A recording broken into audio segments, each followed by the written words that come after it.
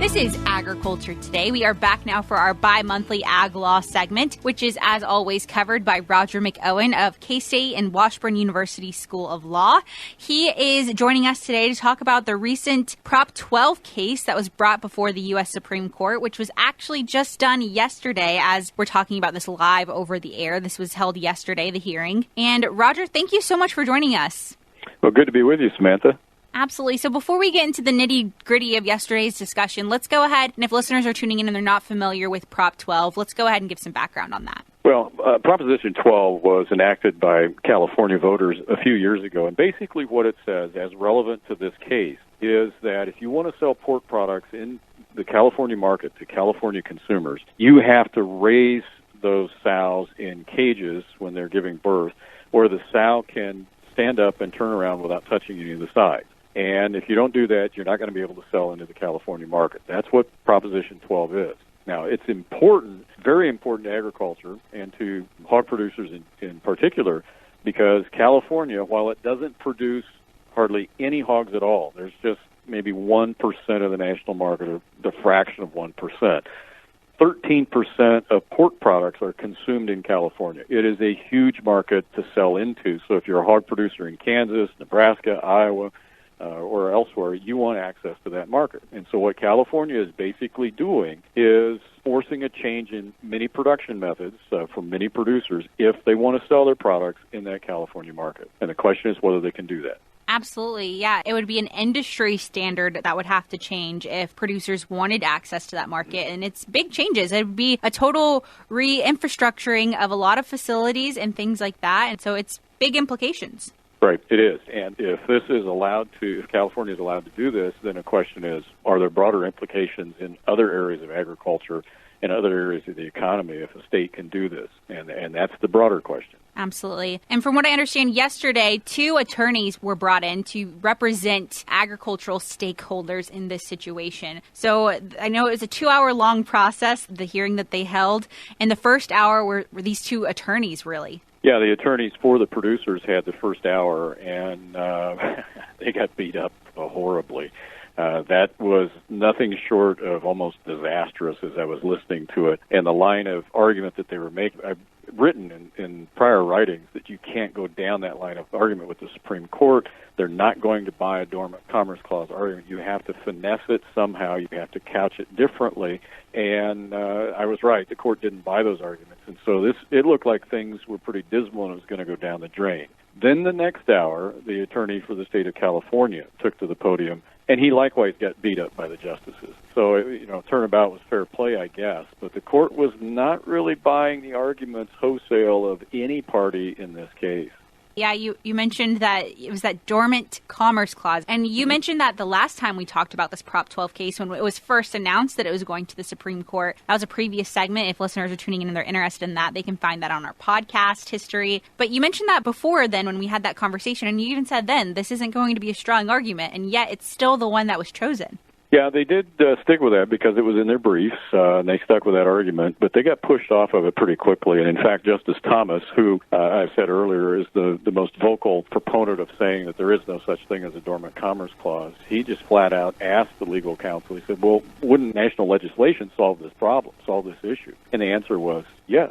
And so clearly, he wants to see, he's saying basically, this is up to Congress to deal with this. Other justices started asking questions. Now, when we get on both the first hour and the second hour of oral argument, it really turned into whether there was another way for California to accomplish its legislative objective. And, of course, the court was concerned, and this was California's argument. The court granted validity to this argument that, look, California voters enacted this law. They're entitled to do this. Now, the question is, are they entitled to cost shift, basically, the cost of that law outside the state of California in the means of changed production processes for pork? And the justices said, okay, we understand California can do this. We don't want to overturn that.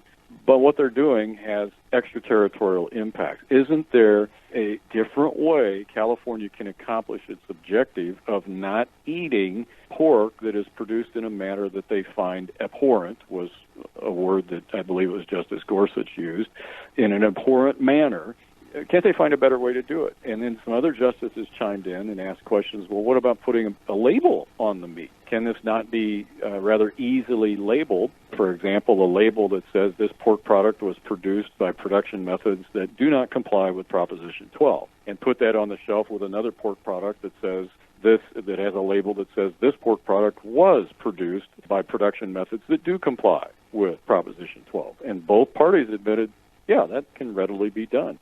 There is traceability capabilities.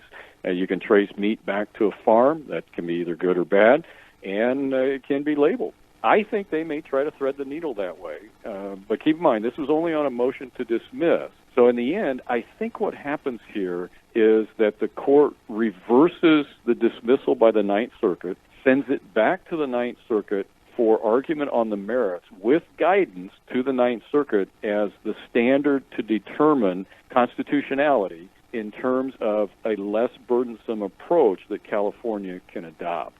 Absolutely. And that less burdensome approach suggested potentially in this case labeling, like you mentioned. And labeling, of course, is something that we're already very used to here in the United States. I mean, if you think of a label idea, odds are it is on some of our goods that are sold in grocery stores for consumers to take their pick at and kind of read and negotiate through, which understanding labeling is a whole other issue for consumers. But anyways, so adding another label to the packaging, I feel like it's not, it's going to answer this problem, but it's also something that, we already have welfare labels out there. It's something that can already, like you mentioned, be an easy solve for this case if that was the real concern, was consumers in California wanting their say in what they consume. Yeah, and that's an issue that the court spent a lot of time on. There were a lot of questions by Justice Sotomayor, Justice Kagan, the new Justice Jackson on the morals and the economics.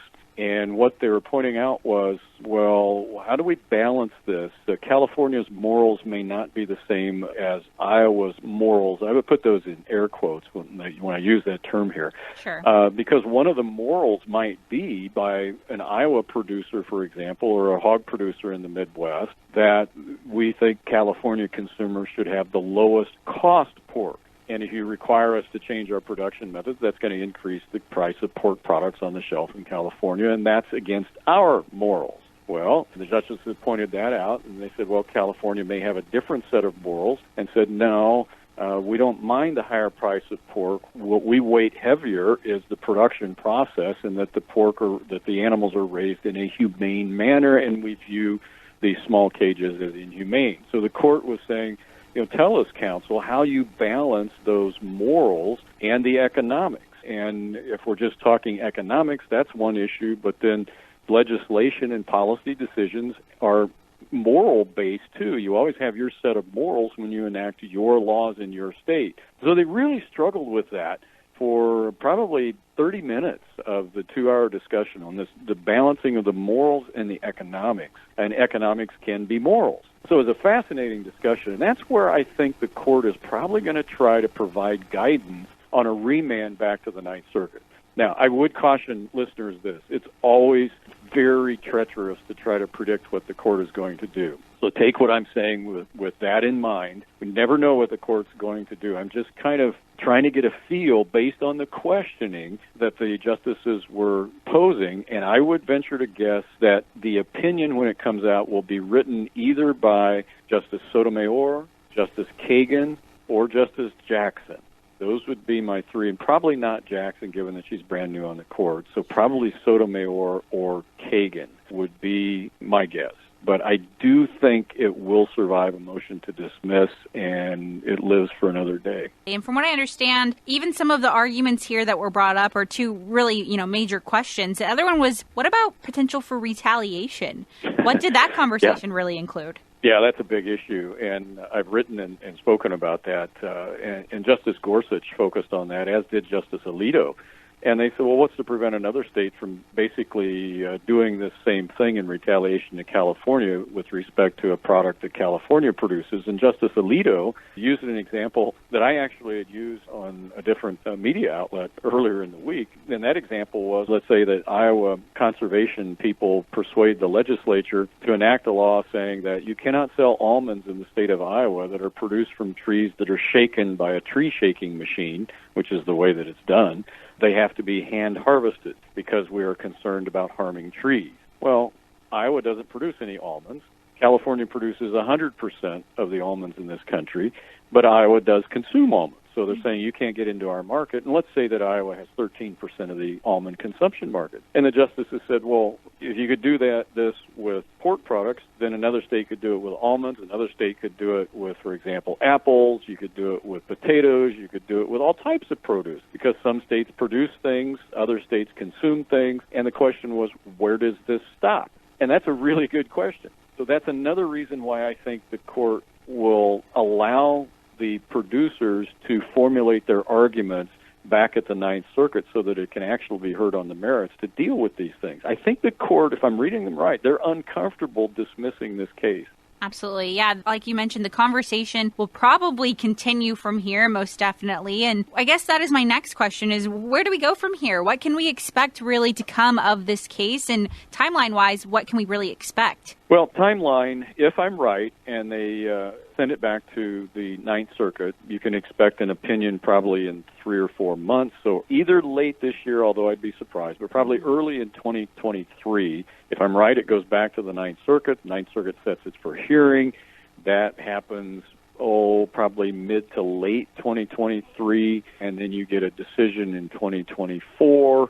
If there's an appeal of that and we come back to the Supreme Court, we're in late, probably 2 years from now. If I'm wrong and the court dismisses the case, then it's done probably early 2023. We would know that. Wow. Well, one way or another, this conversation is yet to be over. I'm sure we will cover it again in Agriculture Today programming in the future. But Roger, as always, thank you so much for your insight that you provided today. Thank you, Samantha. Absolutely. Once again, that was Roger McEowen. He is a K-State and Washburn University School of Law professor, joining us for a conversation surrounding the Prop 12 case that was brought before the U.S. Supreme Court yesterday.